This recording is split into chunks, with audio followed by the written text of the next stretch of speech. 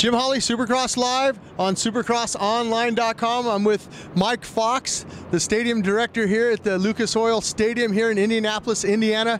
As you can see, we are high up. Mike, how high are we exactly? I'm a little bit scared of heights. We're about 250 feet up right now, so not for the faint of heart. Now, how many seats does this stadium hold? This is a new venue. Obviously, you tore down the RCA Dome to make room for the convention center over there, and the Colts said, hey, we need a new stadium. This is nice up here. Yeah, it's really, we're very proud of the stadium. It seats about 63,000 for football, with a retractable roof, an operable window, a lot of moving parts that help us with a lot of the events we do, and we're a very, very busy schedule. We did 130 events in our first 120 days, which is incredible, a real tribute to our staff, and we're off and running. Very, very happy so far. Who paid for this dome? How did you get the money to build this? Because, I mean, this is billions of dollars probably to build something like this. Well, it's about a $720 million project when all said and done, and it's paid for by an expanded hotel motel tax as well as an expanded food and beverage tax in central Indiana. And I mean, it's taxpayer money, but at the same time, it's not property tax, which is good. So the average person who lives in Indianapolis generally doesn't necessarily pay for it. All right, what does Peyton Manning and Marvin Harrison or Reggie Wayne, what do these guys think of the track that we put here inside the Lucas Oil Stadium? I mean, they have to be going, what happened to our football field? Well, we had a basketball game in December, the day before a football game, and their comment was, the Colts' comment was, "It's great, we're all for you, but boy, you better get it done and get it out of before so we can play football the next day." And the Colts are very, very supportive of our other events because we have suite owners, and the suite owners love football, of course, but they also like the other events we have, and it's good for the economic impact of downtown Indianapolis and central Indiana in general, which just helps everybody. So the system kind of feeds off of itself. Is this something that I know in 2006 the Colts were world champions in the NFL? Is this something that they said, you know, hey, we need a new stadium?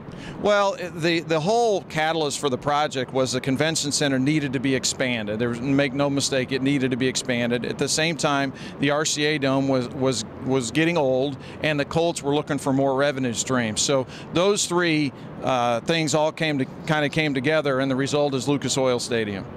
You know, you mentioned a lot of the domes. You know, I go up to where the Detroit Lions play. We used to go in Pontiac, the Silver Dome.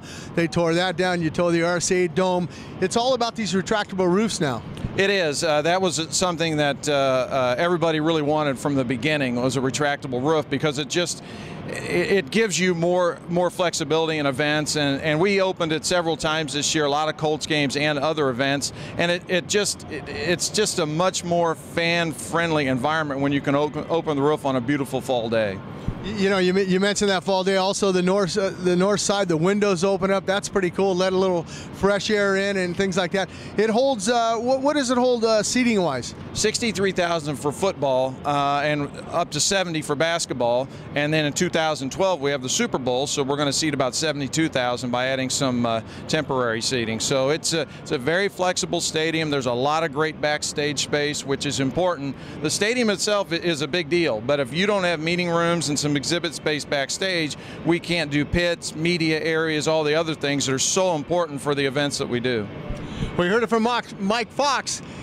They still got some seats to put in here if they have the Super Bowl, when the Super Bowl comes here, but it's still not done yet. I mean, you're still tweaking and adjusting things. Well, as you can imagine, a building this size, 1.8 million square feet, honestly, if we're doing our job, the building is never complete, because we're always going to want to make changes and additions and touch up here and there and what have you. But no, the punch list is extensive. Crews are working on it every week to try to get it done, and we keep adding to it because we keep finding different things. But that's just a natural process of any construction process, especially one this big.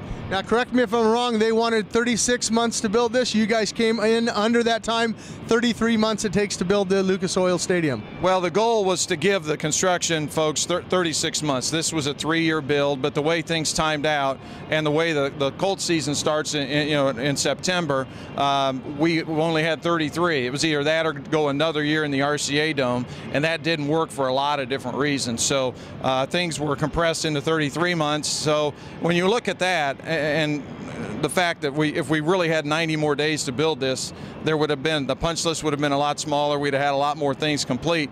But all things said, it's still a magnificent stadium, and everybody's very proud of it. Well, and I am too, Mike. I want to appreciate your time. Thanks, and you guys did a great job here.